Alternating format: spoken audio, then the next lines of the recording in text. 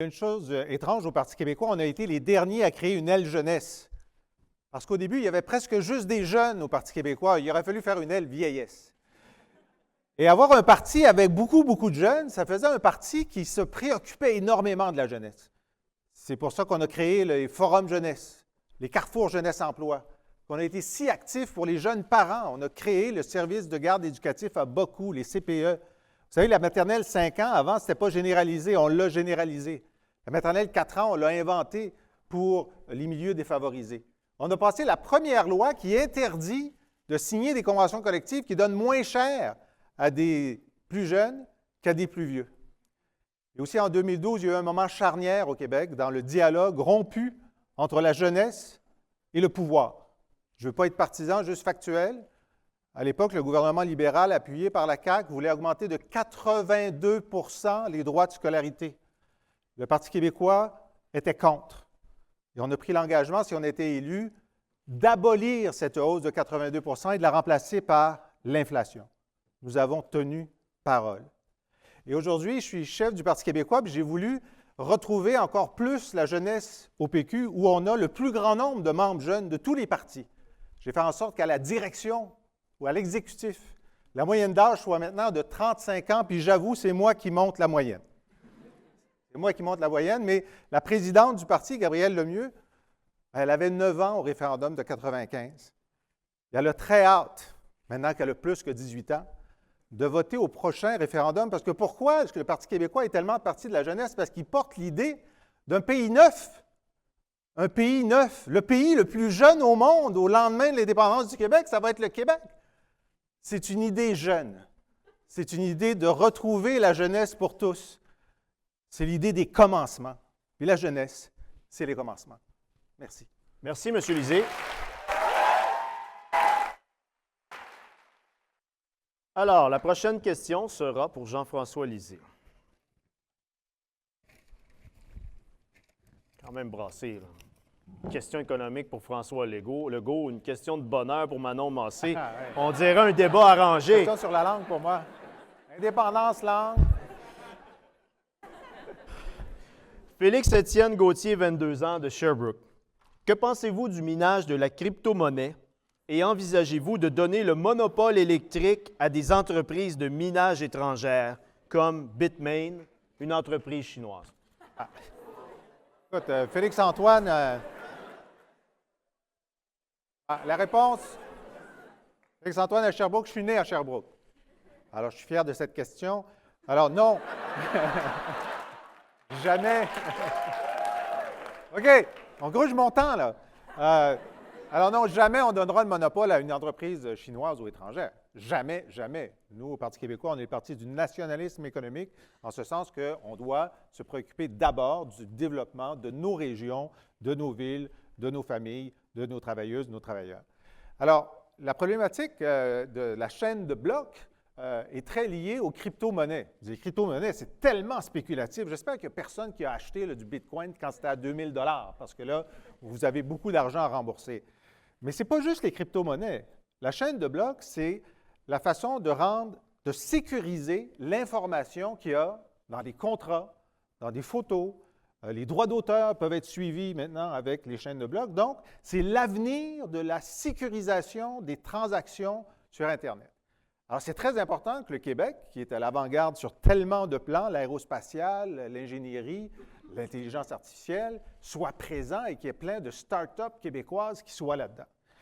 Et donc, évidemment, pourquoi ils s'intéressent à nous? Bien, c'est parce qu'il fait froid et on a de l'électricité pas chère. Là, pour une fois que ça nous sert, qu'il fasse froid, et que donc les serveurs peuvent être là où ça coûte moins cher de les refroidir, sauf pendant les canicules, bien, il faut en profiter. Il faut en profiter de façon prudente. Hein, il n'est pas question que nos surplus d'électricité soient complètement donnés à des entreprises qui vont les utiliser en créant peu de valeur ajoutée pour nous, parce qu'une fois que c'est installé, il n'y a pas beaucoup de travailleurs. C'est pourquoi un gouvernement du Parti québécois aurait une politique de soutien ou d'attraction, mais surtout de développement des entreprises québécoises qui inventent des façons d'utiliser les chaînes de blocs et qui inventent des logiciels pour faire en sorte que ce soit comme les vidéos, comme les effets spéciaux, comme l'intelligence artificielle, une des marques de commerce du Québec, utiliser la présence de cette ressource, l'électricité, de notre climat, pour faire en sorte d'être parmi les meilleurs sur les chaînes de blocs. Merci. On passe maintenant au deuxième bloc de questions et cette fois-ci, Jean-François Lisée sera le premier à répondre.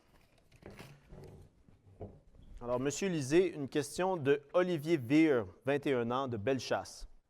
Quelles sont vos propositions pour réduire le fardeau fiscal qui pèse présentement sur les contribuables? C'est une excellente question. François me souffle à l'oreille.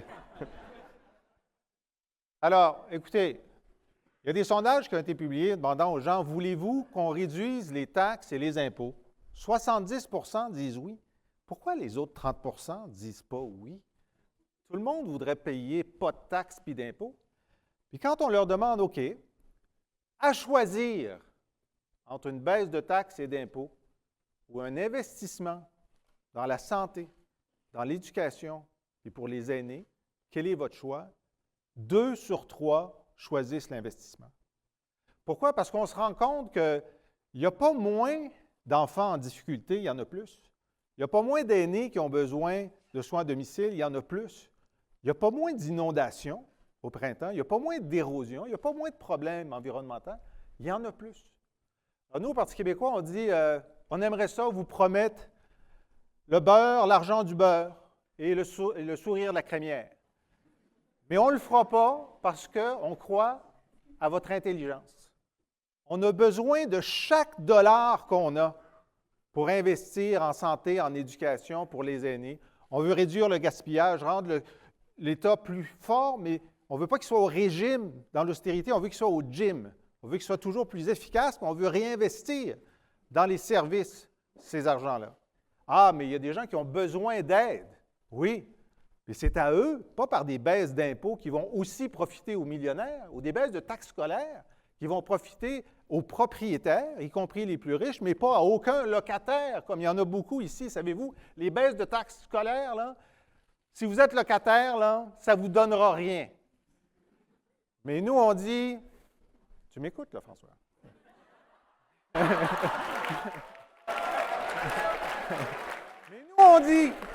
Mais nous, on dit, les enfants qui vont dans les CPE, on veut que ce soit juste 8 $ par jour, puis 4 $ pour le deuxième enfant, puis gratuit à partir du troisième. Puis pour les gens qui sont de revenus modestes, moins de 35 000 par année, gratuit. On dit les gens qui viennent de revenus modestes, puis de la classe moyenne, qui veulent aller à l'université, les droits de scolarité devraient être gratuits, parce qu'eux, ils en ont besoin. Les aînés pauvres ont besoin d'aide supplémentaire, ont besoin de plus de soins à domicile pour tous les aînés et les handicapés. Il faut arrêter de les rationner, comme ça a été le cas ces dernières années. Alors, on a besoin d'argent pour eux et des baisses d'impôts pour tout le monde, pas avec le Parti québécois, des services pour tout le monde. Merci. M. Lisée. Alors, la prochaine est pour M. Lisée.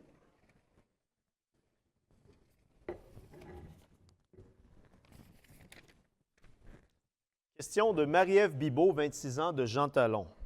Question longue. Quels sont vos engagements envers l'éducation publique, les écoles secondaires en particulier, afin de permettre aux jeunes d'évoluer dans des environnements technologiques flexibles et en adéquation avec le marché du travail actuel? Les salles de classe avec du mobilier datant des années 70, les écoles en béton sans fenêtres, les outils technologiques pour lesquels les mises à jour tardent, les enseignants épuisés. Ce ne sont pas des conditions optimales pour former les citoyens de demain. Vous proposez quoi? Bien, du mobilier des années 70, c'est bientôt vintage. Alors, peut-être qu'on pourrait faire un peu d'argent en les vendant, mais écoutez,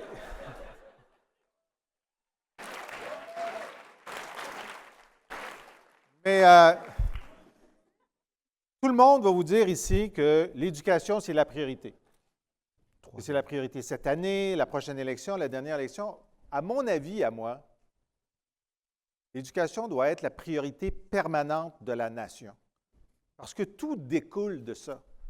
Former des citoyens informés, ouverts, critiques, participants à la conversation démocratique.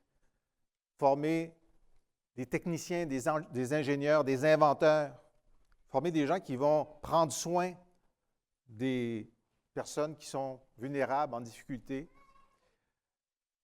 C'est l'essentiel. Alors, si on dit que c'est la priorité permanente de la nation, il faudrait que ça paraisse quelque part. Alors, nous, on a réfléchi comment faire en sorte que ça soit clair. Et il y a une loi au Québec qui interdit les déficits. Il n'y a pas de loi qui interdit les compressions en éducation. C'est bizarre. Le Parti québécois, on va remédier à cette situation. Nous allons voter une loi qui interdit à de futurs gouvernements libéraux ou caquistes, je pense qu'on est correct avec toi maintenant,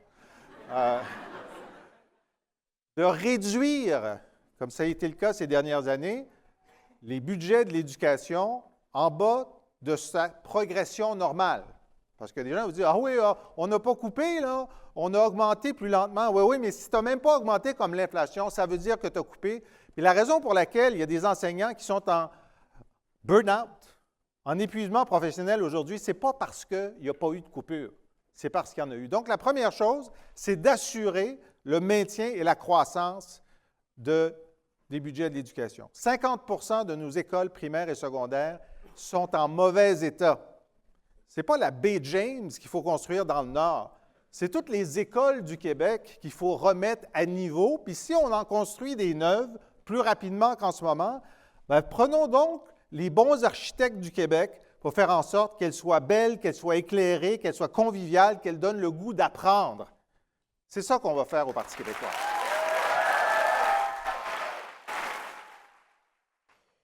Alors, M. Lisée, vous avez le privilège d'ouvrir le 4e bloc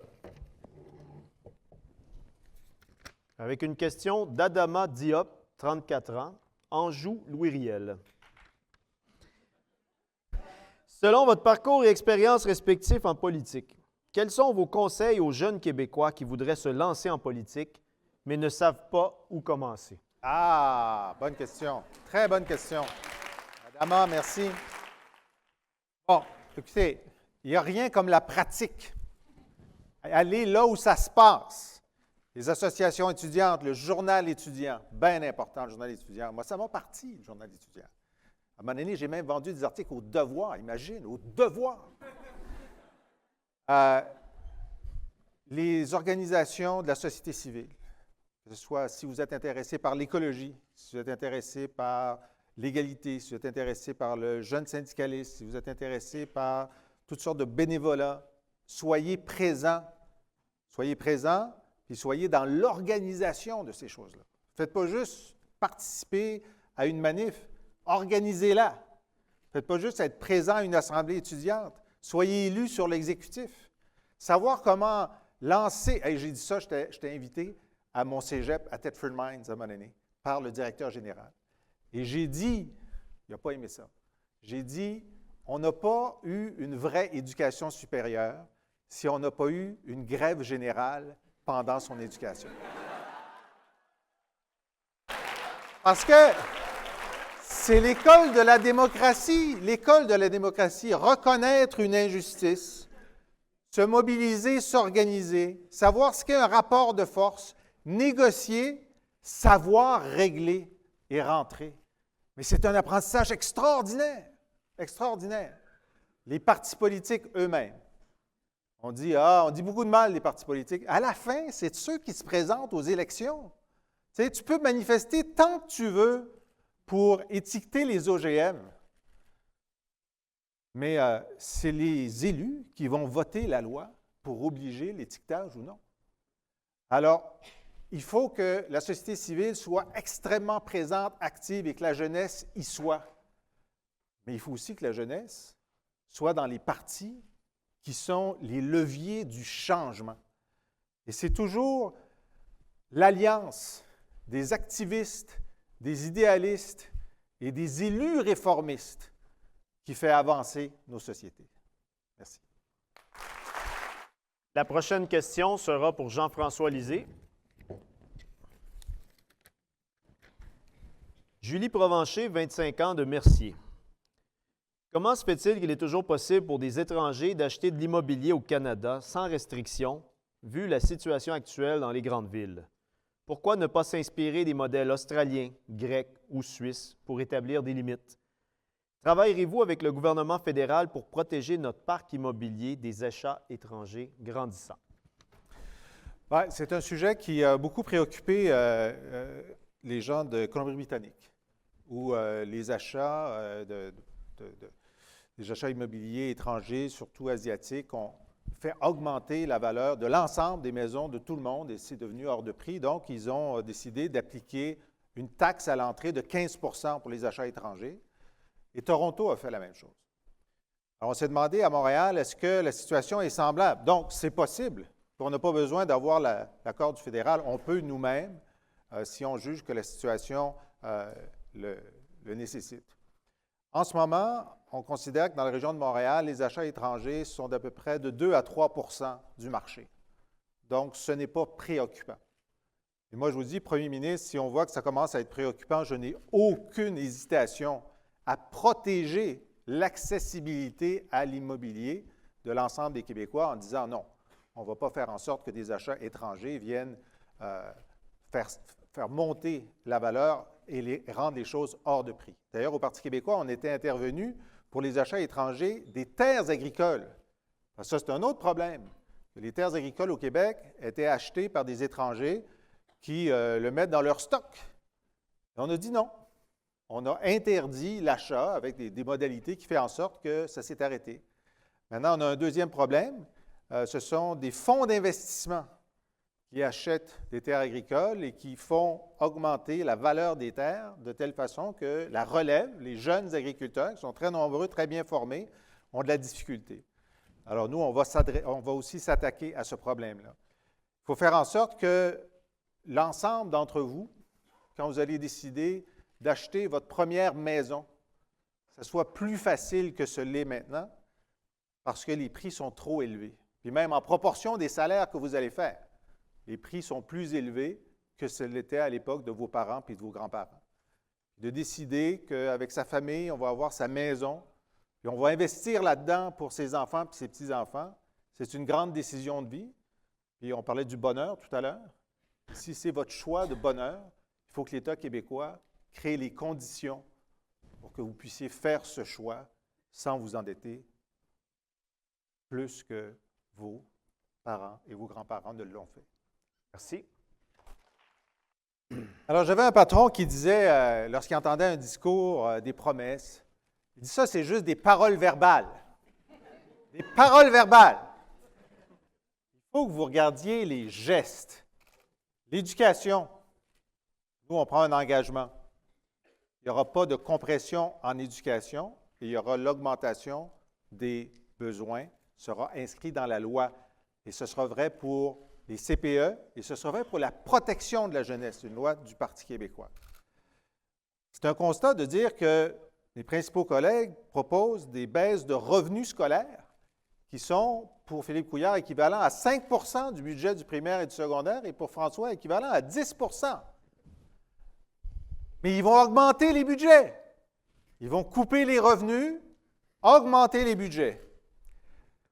Je me souviens de publicité de quelqu'un qui disait « Un nouveau régime pour maigrir. Pas besoin, mange tout ce que tu veux, puis fais pas d'exercice. » C'est drôle, j'avais essayé, puis ça n'avait pas marché. Merci.